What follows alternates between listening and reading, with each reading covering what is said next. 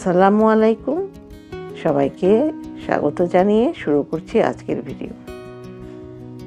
আজকের ভিডিওতে দেখাবো কিভাবে একটি শীতের শাল টাই ডাই করবেন। এই যে আজকে আমি একটি ভিসকস সাদা শাল নিয়েছি এবং এটা কিন্তু উল্টা সোজা আছে, দেখে নেবেন। এবং এখানে আমি ওয়াশেবল মার্কার দিয়ে ডিজাইনটি করে নিব।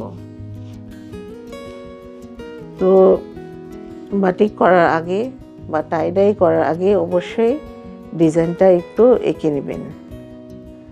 তো এই যে দেখতে পাচ্ছেন, শুরুতেই কিন্তু আমি দিয়েছি দুটো লাইন এবং মাঝখানে দিব তিনটি লাইন এবং শেষেও দুটো।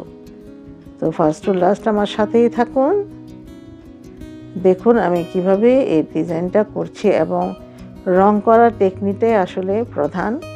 আমি এখানে তিনটি রং দিব একটি চাদরে, এবং খুবই সাবধানতা অবলম্বন করে এই কাজটি করতে হবে।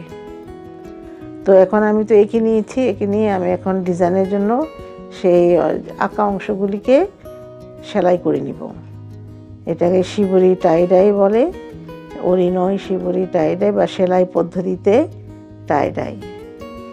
তো দেখতে পাচ্ছেন এরকম পুরো যতটুকু আমি মার্ক করেছি সেভাবে এগুলি সেলাই করে নিব। এখন হচ্ছে বাঁধার পালা। তো বাঁধাটাও কিন্তু আসলে এটা বেশি টাইটও করা যাবে না, আবার বেশি লুজও করা যাবে না, মিডিয়াম একটা ওয়েতে আপনারা এই কাপড়গুলি বেঁধে নেবেন। তো যে কোনো ডিজাইনই করা যায়। তো আজকে আমি একটি সহজ ডিজাইন দিয়ে দেখালাম আপনাদের। এটা যে কোনো ফুল পাতা এরকম সেলাই করেও করা যায়। তো দেখতে থাকুন, দেখুন কিভাবে আমি বাঁধছি। তারপর আমরা চলে যাব রঙের ক্ষেত্রে।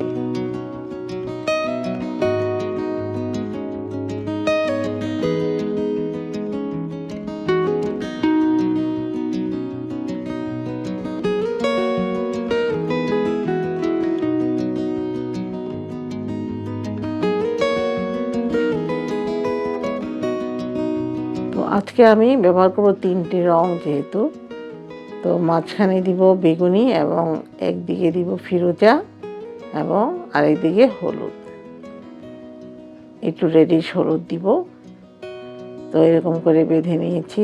আর আপনারা তো জানেন, রং করার পূর্বে কাপড়টিকে অবশ্যই ঠান্ডা পানিতে ভিজিয়ে নেবেন। আর যেহেতু আজকে ভ্যাট রং দিয়ে আমি কাজ করব, এই জন্য এখানে আমি গরম পানির যে তাপমাত্রাটা সেটা হচ্ছে 60 ডিগ্রি থাকতে হবে, বেশি ঠান্ডা না এবং অনেক বেশি ফুটন্ত গরমও না। এই যে এখানে আমি যেহেতু তিনটি রং দিব, এখানে মাঝখানে আমি একটু বেঁধে নিয়েছি।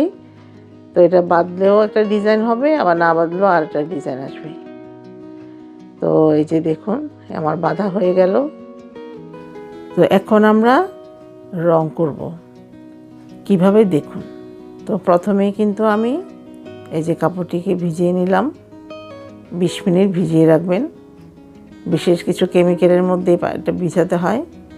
তারপর দিয়েছি আমি প্রথমে হলুদ রং, ভ্যাট হলুদ রং। তো দেখুন এই যে পরিমাণ তো জানেন অবশ্যই, কিন্তু আজকে আমি যেহেতু ভিসকস শালটা কিন্তু একটু মোটা, ভয়েল কাপড়ে যতটুকু দিবেন কিন্তু এই মোটা কাপড়ে কিন্তু এর চেয়ে বেশি দিতে হবে। আর তিনটা অংশ তো অল্প অল্প। তো এখানে আমি প্রায় 1 তোলার মতোই রং দিয়েছি, প্রতিটা কালারই 1 তোলা করে 3 তোলার রং আমার লেগেছে, ভ্যাট রং। তো এই যে দেখুন কি পদ্ধতিতে আমি করলাম। দুই পাশে আমি কিন্তু দুটো রং করেছি এবং রং করার পর মাঝখানে রংটা দেওয়ার আগে আমি এই দুটো রং কিন্তু ওয়াশ করে নিচ্ছি। কারণ ওয়াশ করে নিলাম যেন রংটা আর অন্য কিছুতে না লাগে, এটা খেয়াল করবেন। এবং রং করার পরে এই দুই পাশে পলিথিন দিয়েও বেঁধে নিতে পারেন। তো আমি এক পাশে পলিথিন দিয়েছি।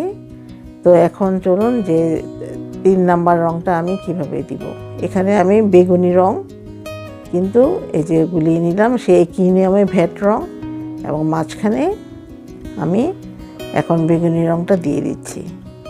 তো আপনারা যে বললাম দুই পাশে ইচ্ছে করলে পলিথিন দিয়ে বেঁধে নিতে পারেন।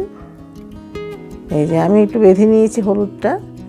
তো এই যে দেখুন আমার কিন্তু রং করার পরে ভালো করে এটা ধুয়ে নিতে হবে, যেন একটা রঙের সাথে আরেকটা রং না লেগে যায়। ভিজা অবস্থায় কিন্তু লেগে যেতে নষ্ট হয়ে যেতে পারে। তো যে কারণে এরকম আমি ওয়াশ করে নিয়েছি। এই যে দেখুন আমাদের রং করা হয়ে গেল। তারপর এটাকে আবার কিন্তু খুলে ওয়াশ করে নিতে হবে, ডিজাইনটা খুলে তারপরে আমরা ছায়ায় শুকিয়ে নিব এবং ইস্ত্রি করে নিব। আমার ভিডিওটি যদি ভালো লাগে অবশ্যই সাবস্ক্রাইব করবেন, লাইক কমেন্টস দিয়ে সাথে থাকবেন এবং আমার ফেসবুক পেজ ফলো করবেন। এবং প্রতিটা বিষয়ে আমি ডেসক্রিপশন বক্সে লিখে দিব, সেখান থেকে আপনারা পেয়ে যাবেন। ধন্যবাদ সবাইকে। আসসালামু আলাইকুম।